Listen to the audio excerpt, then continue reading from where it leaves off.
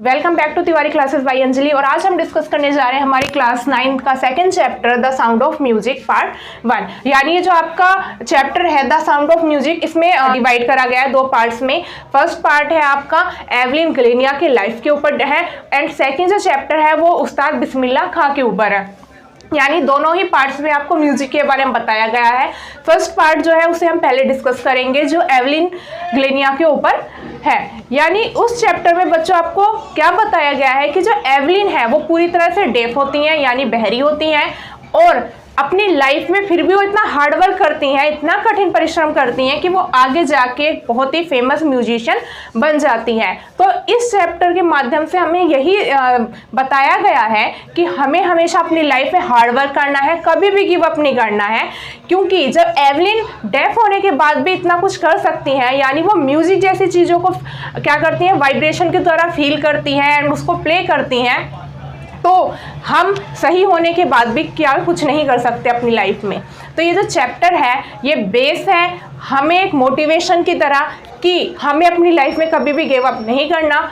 हमेशा अगर हमारी लाइफ में कितनी भी प्रॉब्लम्स आए, कुछ भी हो, हमें हमेशा अपने जो संकल्प है उसको बनाए रखना है और अपनी लाइफ में आगे बढ़ता ही रहना है।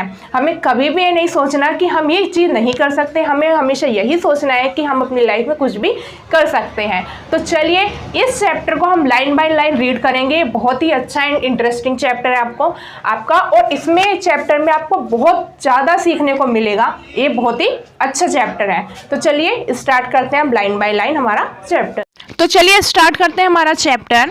Rush hours crowd jostle for position on the underground train platform. यहाँ पे एक प्लेटफॉर्म यानी ट्रेन प्लेटफॉर्म के बारे में बताया जा रहा है कि वहाँ पे क्या है, rush hours crowd jostle for position, यानी अपनी अपनी जगह पाने के लिए वहाँ पर जोस्टल है, एक दूसरे को धक्का मुक्की हो रही है, क्राउड है, वहाँ बहुत ज़्यादा भीड़ है, एंड रश, और क्या है, सभी लोग हड़बड़ी में हैं। आ स्लाइड गर्ल, एक पतले से लड़की, लुकिंग यंगर देन हर 17 ईयर्स, जो कितने साल की लग रही है, 17 ईयर्स की है। वॉज नर्वस, वो बहुत ज़्यादा नर्वस है, येट एक्साइटेड, और बहुत ज़्यादा एक्साइटेड भी है, and she felt the vibration of the approaching train, और वो क्या फील कर रही है, अप्रोचिंग ट्रेन यानी आती हुई ट्रेन की वाइब्रेशन को फील कर रही है। It was her first day, वो उसका पहला दिन है, at the prestigious royal academy of music in London. कहाँ पर, prestigious royal academy of music, यानी म्यूजिक की एक एकेडमी है जिसका नाम है रॉयल एकेडमी ऑफ म्यूजिक, कहाँ पर, लंदन में। एंड डाउटिंग, और उसके लिए ये चीज़ डराने वाली भी है, enough for any teenager fresh from a Scottish farm. उसके लिए क्या है, ये चीज़ डराने वाली है क्योंकि वो कहाँ से बिलोंग करती है, स्कॉटिश फार्म से, यानी एक छोटी सी जगह से बिलोंग करती है, और अब वो कहाँ पर जा रही है, बड़ी जगह यानी लंदन में जा रही है। But this aspiring musician faced a bigger challenger than most. She was profoundly deaf. पर उससे भी बड़ा उसके लिए क्या चैलेंज है कि वो क्या है, पूरी तरह से डेफ है, यानी बहरी है। Evelyn Glennie's loss of hearing had been gradual, जो एवलिन है उन्होंने धीरे धीरे, ग्रेडुअल का मतलब है धीरे धीरे, अपनी सुनने की क्षमता खो दी थी। Her mother remembered notice something was wrong, उनकी मदर ने जब फर्स्ट टाइम नोटिस करा कि कुछ तो गलत है। When the 8 years old Evelyn was waiting to play the piano, जब 8 साल की एवलिन क्या कर रही थी, पियानो बजाने के लिए अपनी बारी का इंतजार कर रही थी। पियानो क्या है, यहाँ पे म्यूजिकल इंस्ट्रूमेंट है। They called her name and she did not move, उसकी जो मदर है वो उसका नाम बुलाती है, पर जो एवलिन है वो अपनी मदर की तरह बिल्कुल भी ध्यान नहीं देती। क्यों नहीं देती, क्योंकि वो धीरे धीरे बहरी होने लगी थी। आई सडनली रियलाइज, उसकी मदर आगे क्या कहती हैं, मुझे तभी महसूस हुआ, शी हैड नॉट हर्ड, कि वो नहीं सुन सकती। सेस इजाबेल ग्लेनिया, ये इस चीज़ को कौन बोल रहा है, उसकी मदर इजाबेल ग्लेनिया बोल रही हैं। For quite a while, Evelyn managed to conceal her growing deafness from friends and teachers. For quite a while, Evelyn managed to conceal, जो एवलिन थी वो क्या करती थी, मैनेज करती थी, यानी छुपाने की कोशिश करती थी। हर ग्रोविंग डेफनेस, जो उनकी बढ़ती हुई बहरापन था उसको, फ्रॉम फ्रेंड्स, वो किससे छुपाती थी इस चीज़ को, अपने फ्रेंड से छुपाती थी, एंड टीचर, और अपने टीचर्स से। But by the time she was 11, पर धीरे धीरे जब वो 11 साल की हो गई, her marks had deteriorate and her head mistress asked her parents to take her to a specialist. तो उनके जो मार्क्स थे वो क्या हो गए थे, डेटोरिएट हो गए थे, यानी कम होने लगे थे। एंड हेड मिस्ट्रेस, और जो उनकी हेड मास्टर थी उन्होंने क्या करा, आर्ट करा, यानी उनके पेरेंट्स से कहा कि वो कहाँ पर ले जाएं, उनको एक स्पेशलिस्ट के पास में लेके जाएं। It was then discovered that her hearing was severely impaired as a result of gradual nerve damage. और जब उन्होंने उसे कहाँ दिखाया, स्पेशलिस्ट को दिखाया, तो उन्हें क्या पता चला कि उसकी जो ग्रेडुअल नर्व हो गया वो डैमेज हो चुकी है। They were advised that she should be fitted with hearing aids and sent to a school of deaf. यानी जो डॉक्टर है वो उनको क्या एडवाइस देती हैं कि क्या करा जाएगा, उनको जो हियरिंग एड्स है वो फिट करे जाएंगे उनके ईयर्स में, एंड उन्हें कहाँ भेजा जाए, डेफ, यानी जहाँ पे बहरे लोगों को पढ़ाया जाता है। Everything suddenly look black says Evelyn. Evelyn आगे क्या बताते हैं कि अचानक से सब कुछ कैसा हो गया था, ब्लैक, यानी उनके लिए सारी चीज़ें ख़त्म हो चुकी थी। But Evelyn was not going to give up. पर जो एवलिन है उन्होंने अपनी लाइफ में कभी हार नहीं मानी। ये आपकी जो लाइन है ये बहुत अच्छी है। यहाँ पे क्या बताते हैं कि हमारी लाइफ में किसी भी तरह की सिचुएशंस हो, हमें कभी भी हार नहीं माननी चाहिए। सेम जो एवलिन थी उन्होंने कभी भी अपनी लाइफ में हार नहीं माना। She was determined to lead a normal life. उन्होंने क्या संकल्प लिया कि वो अपनी एक नॉर्मल लाइफ जिएंगी and pursue her interest in music, और परस्यू करेंगी यानी बढ़ाएंगी हर इंटरेस्ट इन म्यूजिक, जो उनका म्यूजिक में इंटरेस्ट है।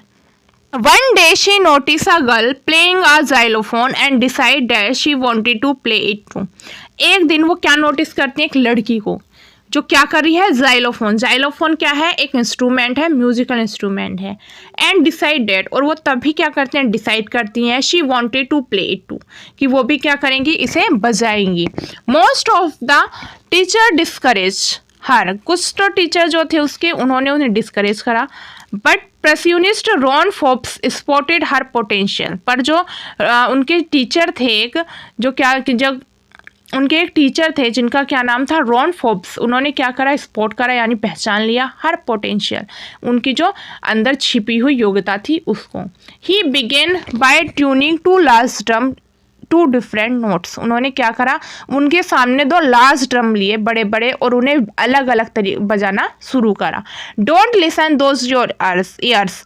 आगे उसके जो टीचर थे रॉन फोर्ब्स, वो क्या कहते हैं उसको कि don't listen those your ears, अपने कानों से मत सुनो। ही वुड से, वो आगे कहते हैं, trying to sense it some other way, दूसरे अदर तरीके से सुनना शुरू करो।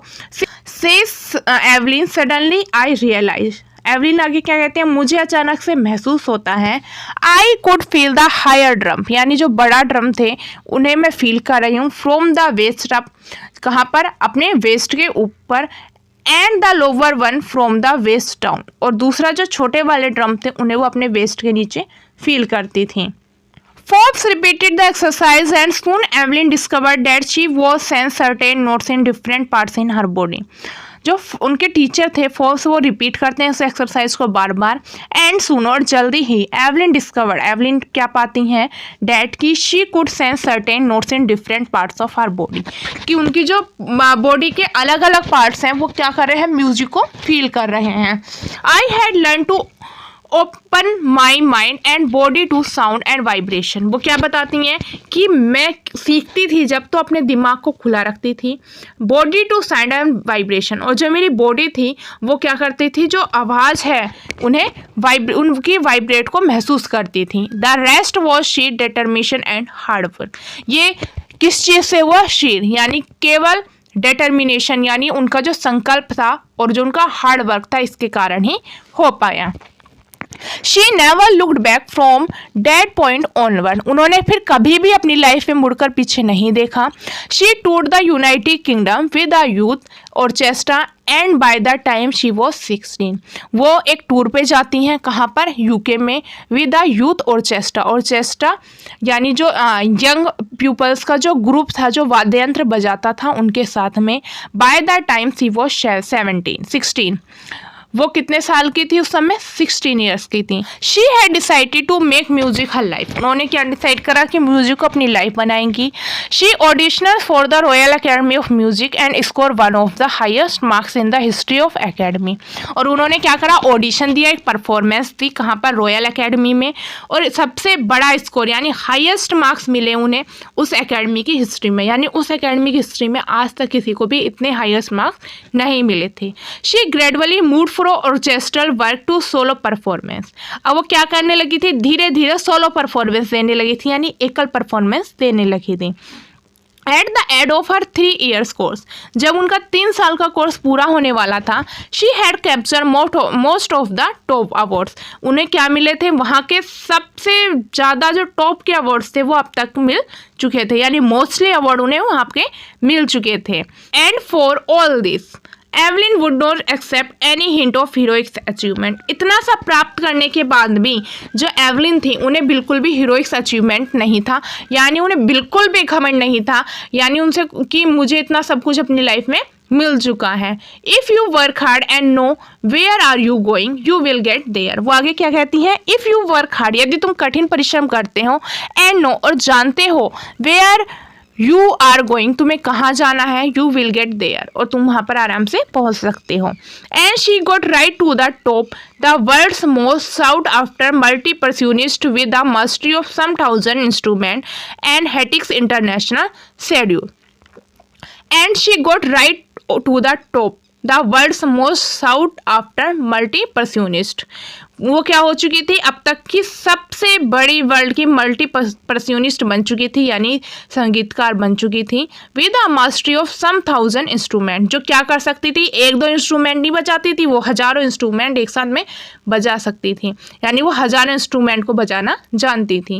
एंड हेटिक्स इंटरनेशनल शेड्यूल, और जो उनका शेड्यूल था, यानी उनकी जो वर्क था वो क्या हो चुका था? बहुत ज़्यादा बिजी हो चुका था, और उन्हें अलग अलग जगहों से बहुत ज़्यादा ऑफर्स आते थे।